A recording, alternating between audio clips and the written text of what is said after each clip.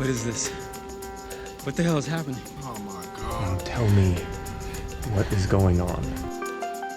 Okay, this is how it went down. As you see, not everything went to plan in this project. Just like life doesn't always go the way you want it to. Well, as I mentioned in my previous video, the workshop has been a place where time flows and thoughts disappear and where I'm in a safe place. And because of that, I asked my mom if she wanted me to make something for her. She pointed out that she wanted a simple shelf above the bed. We agreed that a live edge floating shelf would be a very interesting and simple shelf, so I got to work. It started with me going to the local sawmill, and I took some pictures and I talked with my mom, and we agreed that this board would look very good.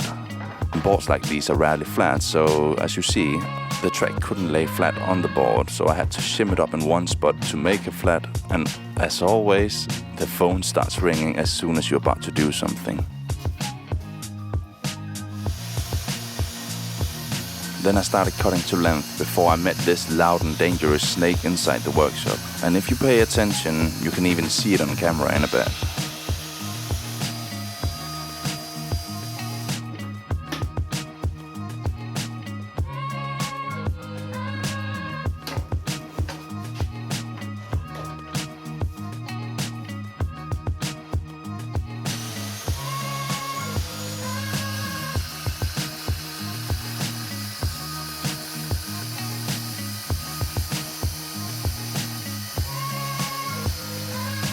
The track saw couldn't cut all the way through though, so I had to do a bit of it manually.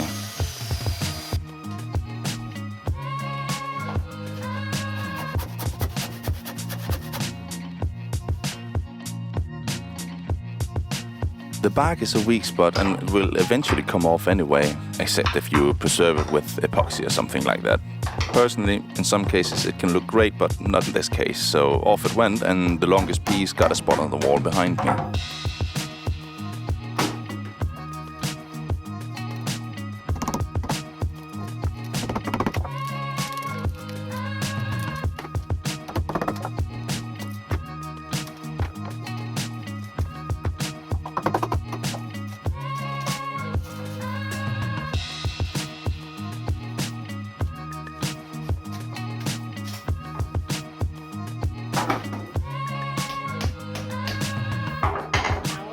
After removing the bark, there was some notches that needed removing, so I went to town Japanese style, shaved and shaped the notch and the area around it while still trying to keep it looking natural.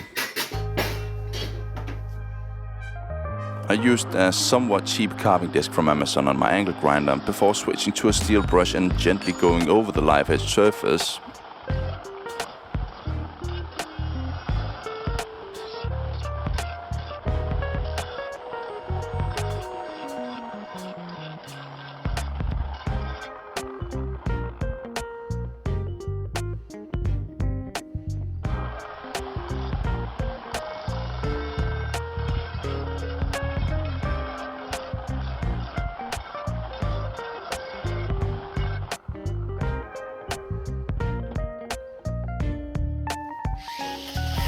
I made sure not to push too much, as it would be a hassle to remove all the battle scars from the steel brush later on. Since the board is a bit wide in one of the ends, I decided that I had to make an attempt on making it a bit narrower. And I knew it would never look completely natural because of the grain being cut off in a tight angle and thereby exposing the edges of the grain, but I think that in the end it actually went okay.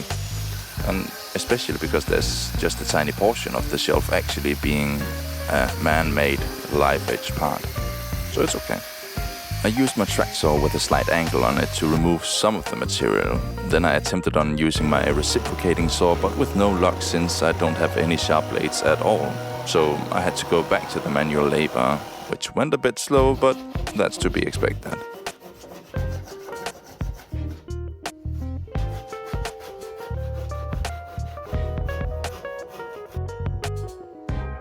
Then cutting off what will be the backside of the shelf, going slow and steady.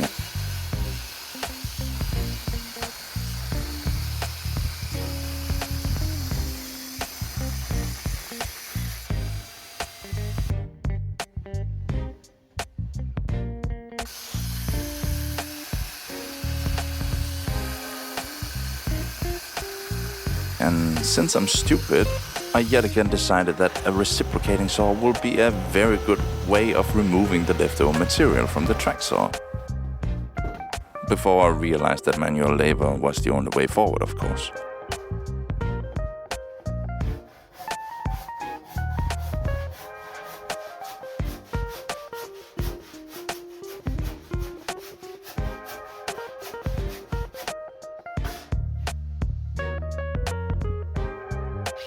Here I shaped the fake live edge into something that looked a little bit more natural, using the carving disc to remove the majority and then polishing it up with the flat disc.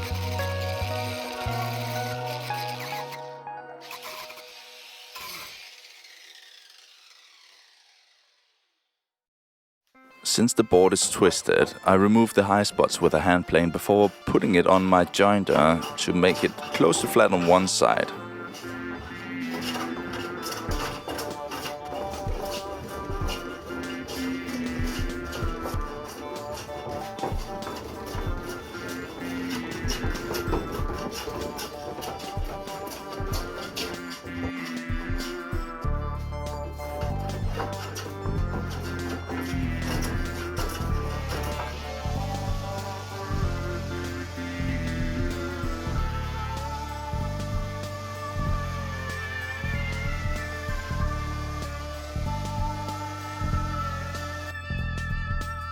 Then I repeat on the other side before putting it through my thickness planer to make it completely flat.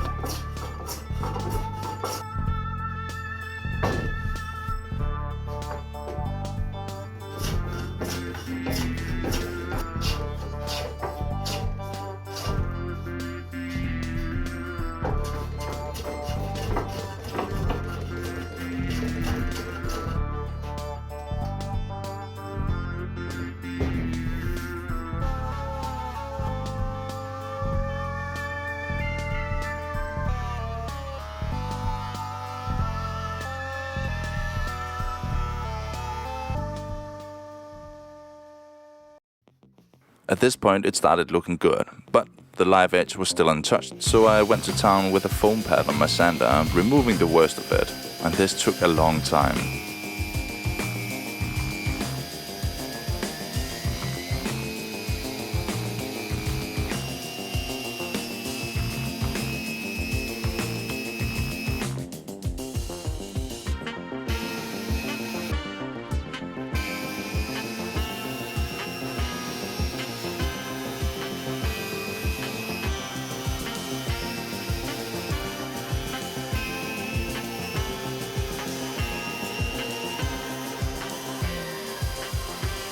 In some places I need to attack the situation in a different way.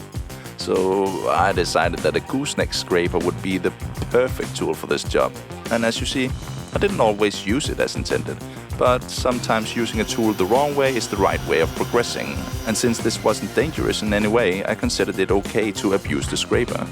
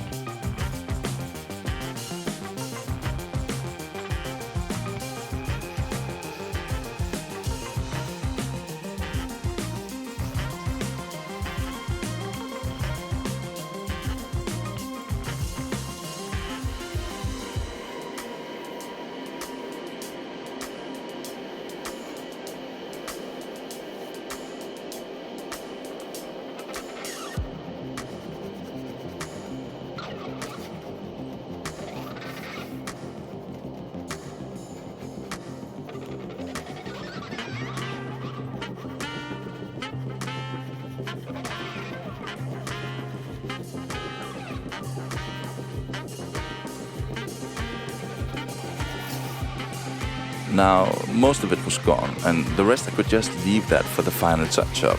And with a lot of cracks, nuts and dots in need of being filled up with the magic juice, I mixed a bit of epoxy, and while doing so my weight, which is how I prefer mixing epoxy, died on me, and I thought that I could just eye measure the last bit of it, but this and maybe another factor ended up biting my butt.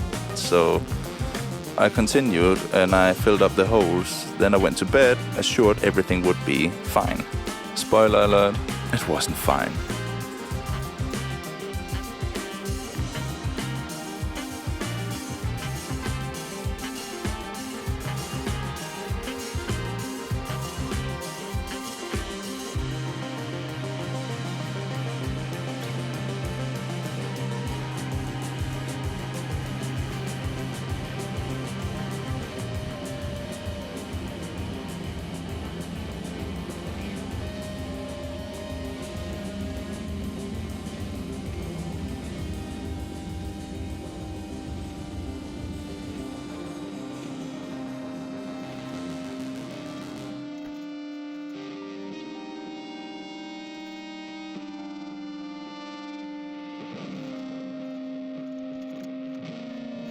After 2 weeks, it still hadn't cured all the way, and I believe that with a mix of wrong eye measure and temperatures going below the freezing point, it just ended up not curing at all. All in all, a bad situation, but I dealt with it in a way that somehow ended up working, but we will get to that. What is going on? Okay, this is how it went down. After a week, I flipped the shelf upside down. I filled the holes on the other side, and when that had cured after some days, but the first side still haven't cured, I knew something wasn't going as intended. But it was time for some scraping, planing and sanding, so I went ahead and did that while wondering what to do about the bad epoxy. I did notice something, and that is that a glue scraper actually works quite well on removing hardened epoxy though. So that's something.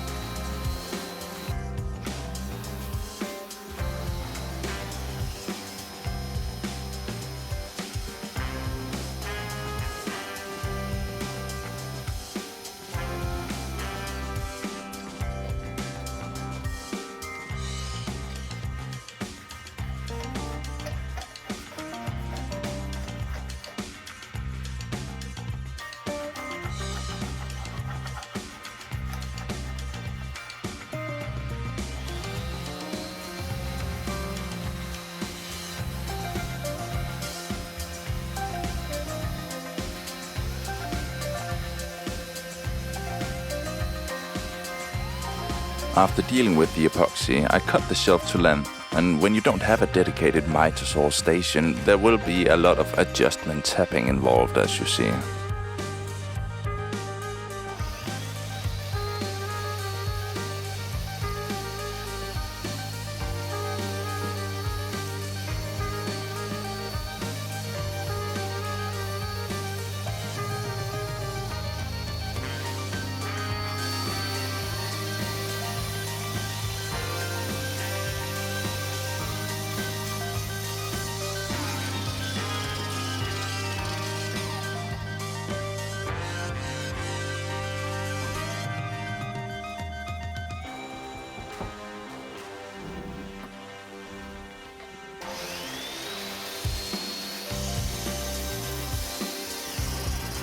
After being cut to length, I wanted to make a fresh edge on the backside, since the first one I made was a rough cut made before I even flattened the board, so it wasn't even square as well.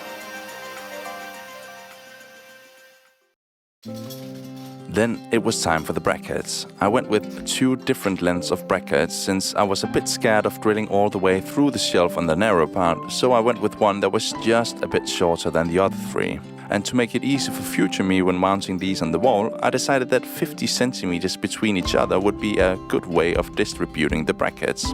And I did some tests with a test shelf to see just how strong the brackets were and how many I needed, and they were plenty strong.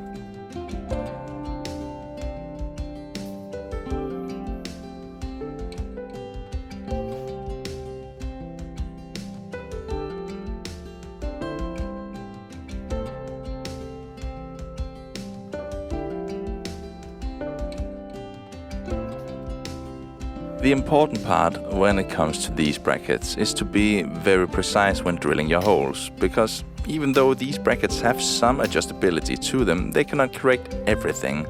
So with that in mind, I went to my drill press just to see that I couldn't even fit the shelf in there. So I set up a quick and easy way to make some short holes in the shelf from where I could continue with the drill press later on. And since I knew that I would probably be a bit off, I decided that the first centimeter could be 13 millimeters wide instead of the 12 I needed for the brackets.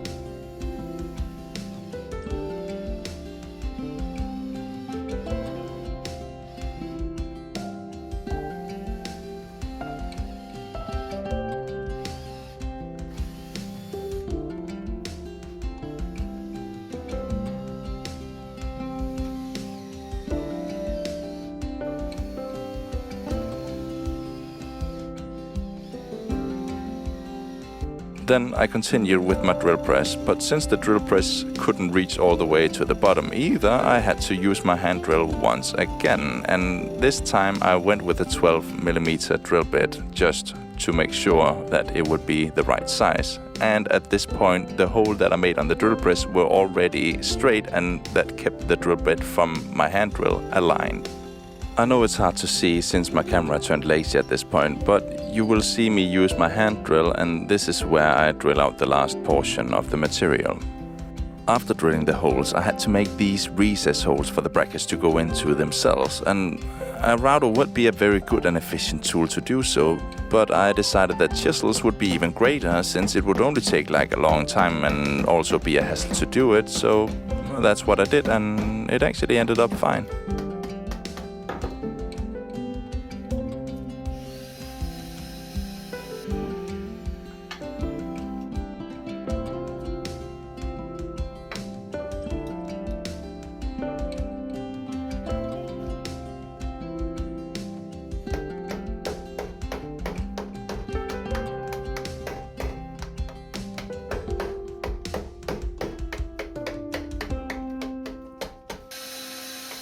I didn't take into account that the brackets can be adjusted from side to side, so actually after I was done chiseling out the material, I went back and chiseled out more material in case I needed to adjust them later on.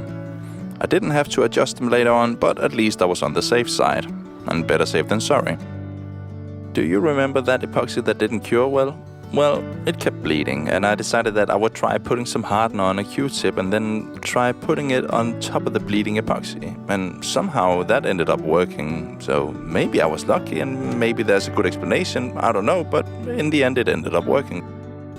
At this point, I stored the shelf inside since it was below the freezing point outside all the time, and maybe that's what they call winter. Anyway, whenever I had to work on the shelf, I would have to bring it to the workshop outside. So outside I went with the shelf because now it was time to sand off the part where I put the hardener. And then later finishing up the whole shelf. And I went from 80 to 180 grit since that's plenty enough for me. And you might agree and you might disagree. But sanding is just like food. Some like it raw, some only like it after it's been on the way for several hours, undergoing many different grits of sandpaper, apparently. Well, the point is that we are all different, and that's okay.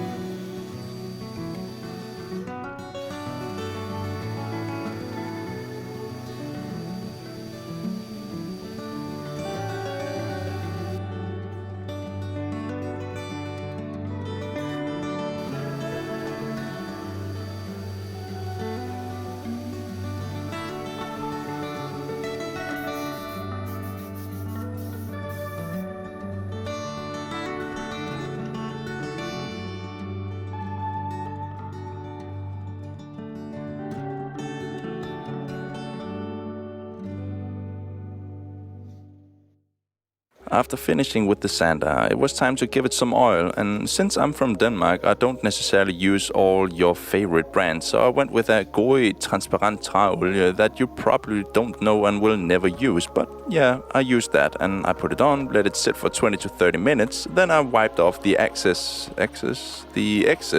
and then I brought it inside to cure for almost 2 weeks before installing it.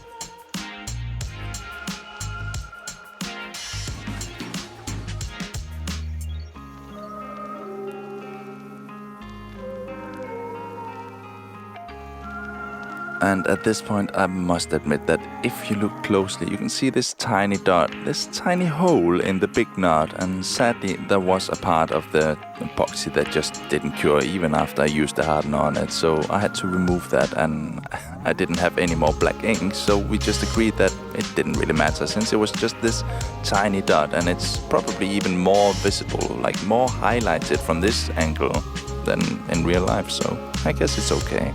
It shows character.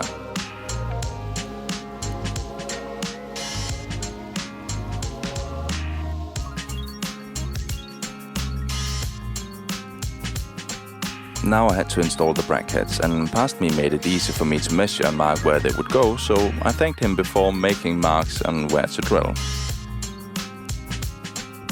What's that smell? What is it? And this is a brick house, and I wanted to drill into the bricks, but they asked if I could just drill into the mortar line instead, which I did.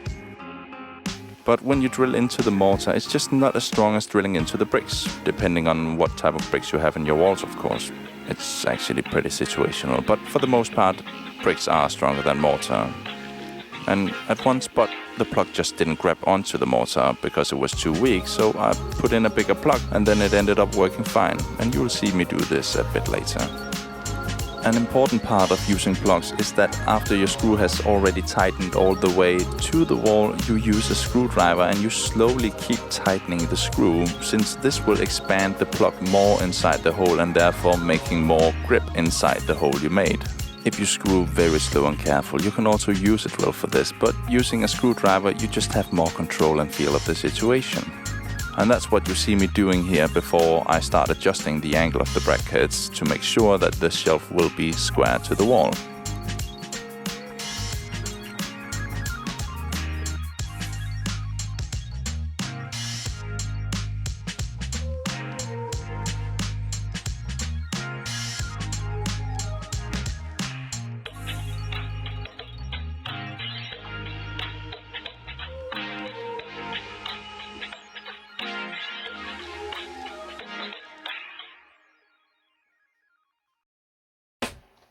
And now it's just a question on putting everything back to where it came from before revealing the final shot.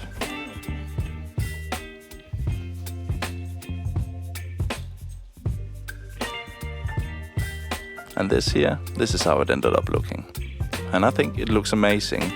Of course it can always look better, but I think this looks amazing.